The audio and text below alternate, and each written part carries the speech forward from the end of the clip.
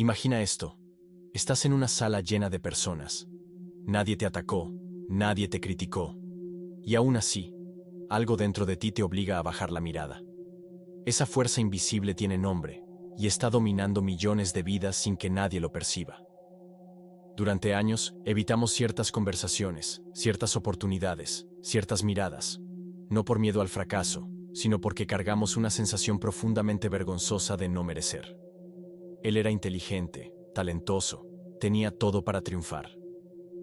Pero bastaba con que alguien lo mirara a los ojos, y su columna se doblaba como si estuviera cargando una culpa que no existía. Pero hay un punto de ruptura. Y si prestas atención a los próximos minutos, vas a darte cuenta de que ese punto puede ser hoy. La mayor mentira que cargas no vino de fuera. Fue implantada dentro de tu cabeza, y desde entonces repites esa voz como si fuera tuya. No naciste tímido, inseguro o reservado. Fuiste entrenado para creer que mostrar quién eres representa un riesgo. Y, peor aún, terminaste internalizando esa lógica al punto de vigilarte a ti mismo con más rigor que cualquier enemigo. Cada vez que dudas antes de hablar, cada vez que eliges el silencio para no crear un problema, no es cautela, es condicionamiento. La vergüenza no aparece como un enemigo, sino como un buen consejo. Se disfraza de prudencia, y por eso, obedeces sin darte cuenta de que estás sacrificando tu propia identidad. Lo más trágico es que, cuanto más tiempo opera este mecanismo, más te convence de que no existe otra forma de vivir. Este es el motivo por el cual esto es mucho más grave de lo que parece. La vergüenza no solo condiciona tu comportamiento, secuestra tu identidad. Te hace callar antes de sentir, renunciar antes de intentar, pedir disculpas por existir, y luego te convence de que todo eso es señal de madurez.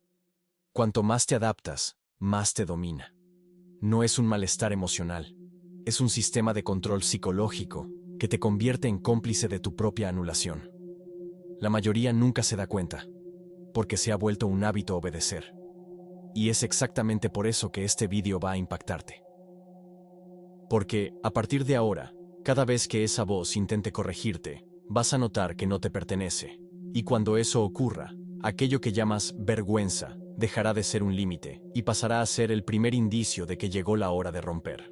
Una vez que veas el mecanismo, pierde poder. Y cuando la obediencia automática se rompe por primera vez, surge la pregunta inevitable: si esa voz nunca fue mía, ¿quién sería yo sin ella? La vergüenza nunca se presenta como un enemigo, se infiltra. Primero como un leve malestar, luego como un hábito silencioso de autocensura. No sabes cuándo comenzó. Solo entiendes, en algún momento de la vida, que existe una fuerza invisible que regula cada gesto tuyo. No es culpa. La culpa corrige comportamientos. La vergüenza corroe estructuras. No dice, cometiste un error, dice, tú eres el error. Por eso intentas arreglarlo todo el tiempo. Y incluso cuando aciertas, sientes que estás debiendo algo. La vergüenza actúa como un parásito psicológico. Cuanto más intentas ignorarla, más se alimenta de tu intento de parecer normal. ¿Perfeccionismo? No es disciplina. Es miedo a ser revelado como insuficiente. ¿Procrastinación? No es falta de voluntad. Es el cuerpo intentando evitar el riesgo de ser visto. Quien sufre de vergüenza crónica desarrolla comportamientos que parecen elecciones racionales, pero son solo estrategias de supervivencia. Sonreír para evitar conflicto. Decir sí para parecer útil. Autosabotear proyectos que podrían salir bien, porque un éxito real exigiría exposición, y la exposición activaría el sistema de la vergüenza. Así es como se instala, como una voz constante, casi indistinguible de tus propios pensamientos. No te preguntas si tiene razón, simplemente vives obedeciéndola. Ahora, antes de avanzar, quiero que prestes atención a esto. Si todo esto empieza a resonar con experiencias que nunca pudiste explicar, si, en el fondo, sabes que esa vergüenza silenciosa ya te impidió actuar más de una vez, entonces, suscríbete. No porque eso ayude al canal, sino porque cada vídeo es un paso concreto para desarmar ese mecanismo. Y comparte en los comentarios cuál es la primera señal de vergüenza que percibes en ti. Ese gesto pequeño que solo tú puedes ver. Hablar de esto no es debilidad. Es el primer acto de dominio sobre aquello que te controla en la oscuridad. La parte más peligrosa es justamente esa invisibilidad. Quien convive con la vergüenza demasiado tiempo deja de verla como un agente externo y empieza a verla como identidad. No piensa, tengo miedo a fallar. Piensa, soy alguien que siempre falla. En ese punto, la vergüenza ya no necesita justificarse. Se convierte en el filtro que define lo que mereces sentir, conquistar o desear. Por eso aceptas menos de lo que podrías. Por eso te sientes un intruso incluso cuando te elogian. Tal vez la cuestión nunca haya sido ¿por qué sientes vergüenza?, sino ¿quién te enseñó a sentir vergüenza de existir? La infancia nunca es percibida como un campo de entrenamiento. Pero es allí, en las pequeñas reacciones de los que están alrededor, donde la vergüenza recibe su primer comando. Ningún niño nace intentando esconder su propio llanto. Llora porque siente. Grita porque desea ser visto. Sonríe porque algo provoca alegría. Es simple, orgánico, brutalmente transparente. El problema comienza cuando ese organismo auténtico encuentra un entorno que no sabe sostener la autenticidad. Una mirada impaciente en el momento del llanto funciona como un corte simbólico. Una comparación con el hermano transforma espontaneidad en competencia. Una reprimenda exagerada crea un código silencioso. Existir de esa forma es inadecuado. El niño no interpreta, absorbe. Ese es el instante en que se inicia una ruptura psíquica que ni siquiera sabe nombrar. Para no perder la fuente de afecto, y por lo tanto, de supervivencia, el niño aprende a amputar partes de sí mismo. Primero reprime el impulso, después ajusta el tono de voz, luego adapta sus propios deseos para caber en el espacio emocional disponible. La vergüenza, todavía pequeña, empieza a funcionar como un sensor. Advierte siempre que la autenticidad amenaza con provocar rechazo. Y, poco a poco, el niño deja de actuar por instinto y pasa a actuar por anticipación. ¿Qué debo hacer para no decepcionar?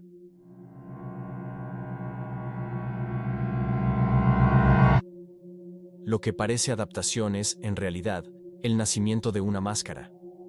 Un dispositivo psicológico construido para agradar, evitar conflicto, garantizar aprobación, cueste lo que cueste. Es en ese punto cuando el vínculo se invierte. El amor deja de ser un flujo espontáneo y pasa a ser una recompensa condicional. Solo recibe quien corresponde a lo que otros esperan. Esa lógica se instala en la mente como una verdad indiscutible y acompaña al individuo durante toda su vida, transformando cada decisión en un intento sutil de evitar un castigo que ya no existe, pero que sigue activo dentro de la memoria emocional. El resultado es un vacío que nunca se llena, por más que se intente. Puedes estudiar, conquistar, ser admirado, y aún así, sentir que falta algo. No es carencia, es ausencia de autenticidad. La sensación de no estar viviendo tu propia vida, sino interpretando un papel que, en algún momento distante, fue impuesto como única forma de ser aceptado. A partir de ahí, el sujeto deja de buscar realización y pasa a buscar validación. Cambia su propia voluntad por el deseo de los otros y, sin darse cuenta, participa activamente en la construcción de su propia prisión psíquica. Cuanto más se adapta, más se aleja de sí mismo. Por eso, ni siquiera percibes cuando alguien invade tus límites, ya que esos límites fueron borrados desde el inicio. Aceptas críticas como si fueran verdades absolutas. Pides disculpas por sentir. Corriges tu propio comportamiento antes incluso de que alguien se queje. Eso no es educación. Es condicionamiento. Un reflejo conductual creado allá atrás, cada vez que una emoción legítima fue interpretada como inadecuada. En ese momento, nace la convicción más peligrosa de todas. Para merecer amor, necesito dejar de ser quien soy. Y ese tipo de convicción no desaparece con el tiempo. Se refina, se fortalece y se disfraza de madurez. ¿Alguna vez te has preguntado en qué momento el miedo a ser rechazado dejó de proteger y comenzó a dirigir cada decisión que tomas? A partir del momento en que el miedo al rechazo deja de ser un reflejo y pasa a orientar cada elección, nace un mecanismo mucho más sofisticado: la vigilancia interna. El individuo ya no necesita que alguien lo critique. El propio sistema psíquico asume esa función. Es como si una parte de la mente hubiera aprendido a observar a la otra con desconfianza. Cada sentimiento es analizado. Cada impulso es interrogado antes incluso de surgir. Piensas algo y, de inmediato, una voz responde: mejor no. Ese mejor no parece prudencia, pero en realidad es miedo disfrazado de racionalidad. Con el tiempo, ese proceso se vuelve tan automatizado que llamas sentido común a lo que en realidad es un conjunto de restricciones inconscientes. Lo que antes era un recurso creado para evitar el dolor, se transforma en un filtro implacable que define lo que puedes o no sentir. Michel Foucault decía que el poder alcanza su grado máximo cuando deja de necesitar una autoridad visible, porque el cuerpo ya aprendió a obedecer sin que lo manden. Es exactamente lo que sucede aquí. Te vigilas antes de que alguien te observe. Y lo más perverso es que eso genera la sensación de que estás en control, cuando en realidad solo estás obedeciendo un patrón invisible. Evitas exponerte, no porque no tengas nada que decir, sino porque anticipadamente imaginas el juicio. No estableces límites, no porque estés de acuerdo, sino porque ya escuchas dentro de tu propia mente la reacción de las personas. Ese autocontrol, que parece madurez, en realidad es un resquicio de la misma vergüenza que fue instaurada allá atrás. Creció y se organizó como un sistema de monitoreo permanente, un carcelero silencioso que no duerme, no falla y no se identifica como invasor. Por eso muchas personas con un alto nivel de autoconciencia siguen paralizadas. Ven todo, entienden todo, pero no consiguen actuar. Porque la vergüenza transformada en vigilancia no reprime solo el comportamiento, cuestiona la legitimidad del propio deseo. No basta con tener voluntad, es necesario merecer el derecho de querer algo.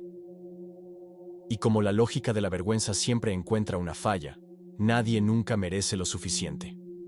Ese es el verdadero motivo por el cual tantas personas viven una vida entera al margen de sí mismas, sobreviviendo a base de decisiones que, en el fondo, siempre pertenecen a otro.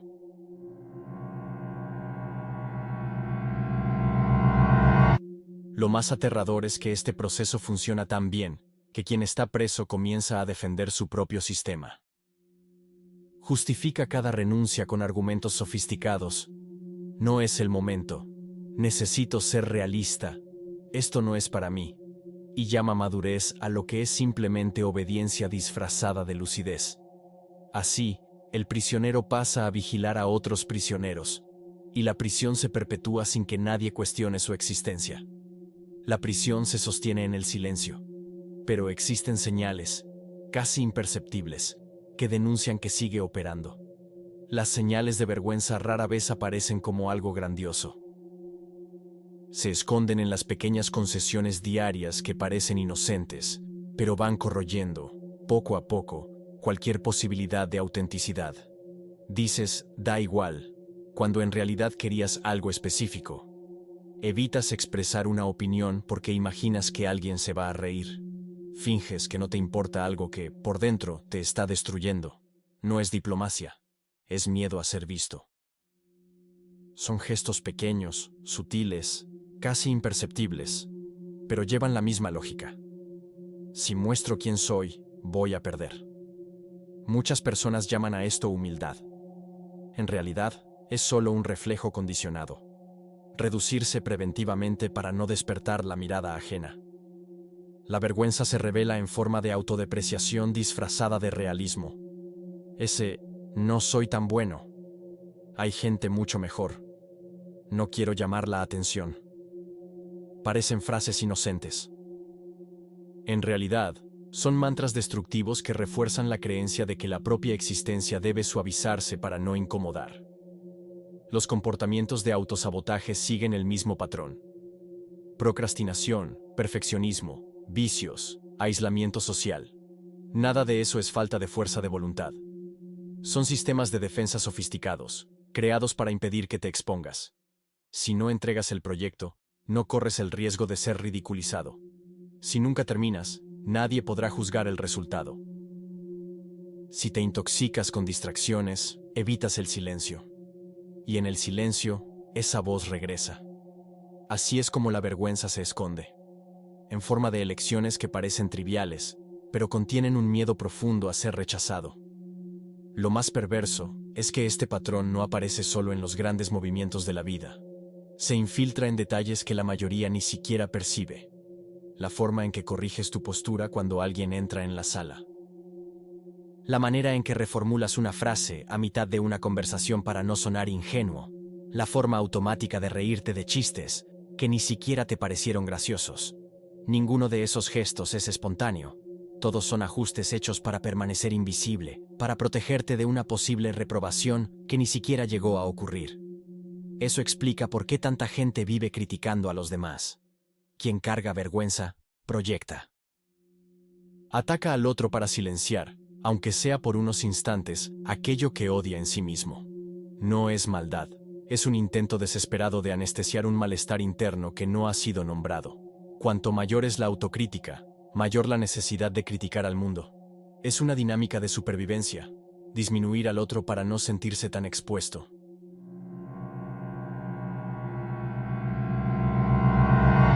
La mayor trampa es que estos comportamientos se vuelven tan normales que empiezas a creer que haces todo eso porque eres así, pero no es así. Son respuestas aprendidas, y todo lo que se ha aprendido puede desmontarse. La cuestión es, ¿cuánto tiempo más vas a permitir que la vergüenza decida por ti? Porque cuanto más ignoras esas señales, más profundamente se enraiza el sistema, hasta que simplemente olvidas cómo era vivir sin pedir permiso para existir. Y quizá el verdadero cambio comience justamente cuando te preguntas, ¿quién le enseñó a esa voz a mandar? ¿Y por qué sigue mandando hasta hoy? Reconocer la presencia de la vergüenza es el primer corte. Pero el verdadero punto de inflexión solo ocurre cuando entiendes que esa voz no es una verdad absoluta. Es un condicionamiento. Fue aprendida. Y todo lo que se aprende puede desmontarse. Este es el instante en que el juego cambia, cuando en vez de obedecer automáticamente, empiezas a interrogar a la voz. ¿Quién dijo que no eres lo suficientemente bueno? ¿En qué momento alguien te convenció de que sentir, desear o equivocarte era motivo para ser castigado? Estas preguntas no son retóricas, son herramientas de demolición. Perforan el suelo del inconsciente y empiezan a exponer las raíces de la vergüenza. Es aquí donde la palabra autocompasión deja de parecer un concepto bonito y pasa a ser una estrategia radical.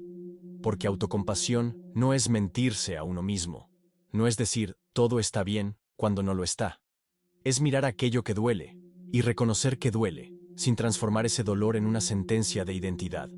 Significa tratar la propia fragilidad como tratarías la de un niño herido, con firmeza y cuidado. Al contrario de lo que muchos creen, eso no debilita, fortalece. Al traer la vergüenza a la conciencia, el sistema de vigilancia pierde terreno. El cuerpo deja de operar en modo amenaza constante y empieza a acceder a otros estados: curiosidad, presencia, claridad. En ese punto surge un nuevo tipo de pregunta. Si esa voz no es mía, ¿qué es entonces lo que realmente soy?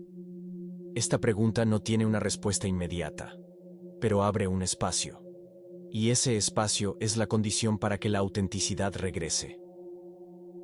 Aparecen pequeños movimientos. Dices no cuando quieres decir no. Expresas una opinión sin pedir disculpas. Te das cuenta de que puedes equivocarte, y aún así seguir siendo íntegro. Son gestos simples, pero tienen el poder de desinstalar, poco a poco, aquella estructura que durante años dirigió tus decisiones. A partir de ahí, surge un nuevo tipo de responsabilidad. No la responsabilidad de seguir obedeciendo, sino de elegir conscientemente cuándo un pensamiento es un reflejo del pasado y cuándo es algo genuinamente tuyo. Ese momento es profundamente incómodo, porque exige abandonar el hábito de ocultarse y empezar a mostrarse. Pero es exactamente en esa incomodidad donde el ciclo empieza a romperse, y es precisamente en ese punto donde mucha gente se rinde, sin darse cuenta de que la verdadera liberación comienza justo después de la primera ruptura. La liberación nunca ocurre como un acto grandioso. La mayoría de las veces, comienza de manera casi invisible, cuando te das cuenta de que puedes existir sin pedir permiso. No es una explosión de valentía, es una elección silenciosa. Dejas de justificar cada paso. Hablas de algo que realmente importa, aun sabiendo que alguien puede no estar de acuerdo. Respiras con más calma, porque, por primera vez, no estás intentando convencer a nadie de nada.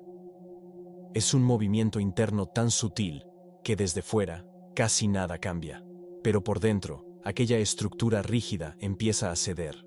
La verdadera transformación no es la ausencia de vergüenza, es la capacidad de reconocerla y seguir adelante aún así.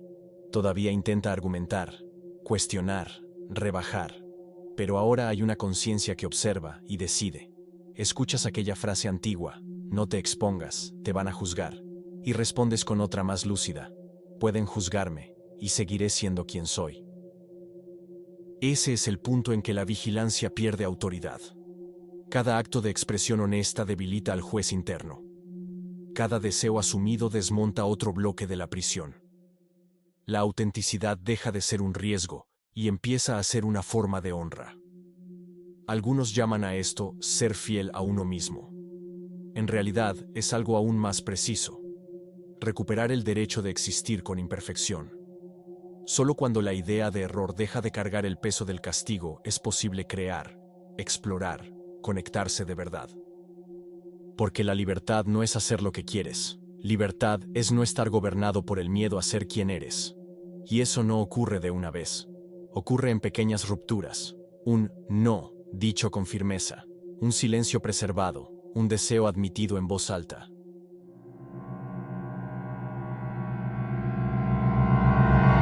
Es en ese punto donde algo casi imperceptible cambia de lugar. La vergüenza deja de ser un veredicto y se transforma en un recuerdo distante. Una marca que existió, pero que ya no decide. Y lo que antes parecía un territorio minado, ahora se abre como un espacio de posibilidades que antes parecían impracticables. La puerta está abierta, pero hay algo que solo se revela cuando te atreves a dar el primer paso hacia afuera. La vergüenza solo sobrevive en silencio. Por eso, durante tantos años aprendiste a tragarte palabras, archivar memorias y disfrazar emociones como si fueran señales de debilidad. Pero existe un momento en que el cuerpo empieza a rechazar esa operación. Las manos tiemblan sin motivo. La mente se agota incluso ante tareas simples. La mirada pierde el brillo sin explicación aparente. No es falta de motivación. Es el efecto colateral de vivir dentro de una narrativa que nunca fue cuestionada. Toda historia mal contada crea un ruido. Y mientras esa historia no sea dicha en voz alta, el ruido crece. Cuando alguien decide nombrar la vergüenza, algo cambia de lugar. La sensación de amenaza disminuye. La angustia pierde intensidad. Existe una fuerza específica que emerge cuando una herida es reconocida. No corrige el pasado, pero desactiva el mecanismo que sigue transmitiendo ese pasado como si aún fuera presente. A veces, esto ocurre en una conversación discreta, otras en un simple pensamiento admitido por primera vez. Sí, aquello me hirió. No es dramatización, es precisión. Y la precisión, en este caso, sana mucho más que la esperanza. La vulnerabilidad, que antes parecía una debilidad, empieza a revelar su verdadera naturaleza. Un acto de lucidez. Empiezas a entender que esconder lo que viviste no te protege. Solo prolonga el dominio de la voz que te puso en esa posición. Al traer la vergüenza a la luz, deja de ser una identidad y se convierte simplemente en un evento. Algo que ocurrió, no algo que define. A partir de ahí surge un tipo de silencio diferente. No el que esconde, sino el que permite respirar. Tal vez ese sea el punto que la mayoría evita. No es el pasado lo que aprisiona, sino el miedo a revelarlo. Y mientras ese miedo sea mayor que el deseo de existir con verdad, la vergüenza seguirá operando. Pero basta un instante de honestidad para invertir la lógica. A veces, lo que parecía intransitable se desvanece en el exacto instante en que se enfrenta. Porque ciertos fantasmas no necesitan ser combatidos, solo necesitan ser vistos. Si comprendiste lo que se dijo hasta aquí, solo queda una pregunta. ¿Hasta cuándo vas a permitir que esa voz siga decidiendo por ti? O bien, ¿cuál es el primer gesto que necesitas asumir ahora, aun sabiendo que será incómodo? Si esta reflexión tocó algo en ti, aquí va el desafío final. Comparte en los comentarios el pensamiento que siempre evitas, que resuena en tu mente cuando intentas dormir, o cuál pequeño paso puedes dar hoy en búsqueda de la transformación. Alguien lo leerá. Quizá alguien también se libere. Apoya a quien haga lo mismo. Este espacio es para quien no tiene miedo a la lucidez. Si buscas inmersiones reales, lejos del ruido y de las fórmulas prefabricadas, suscríbete. Aquí, cada vídeo te devuelve a ti mismo. Gracias por acompañar hasta el final. Tu nueva historia empieza ahora.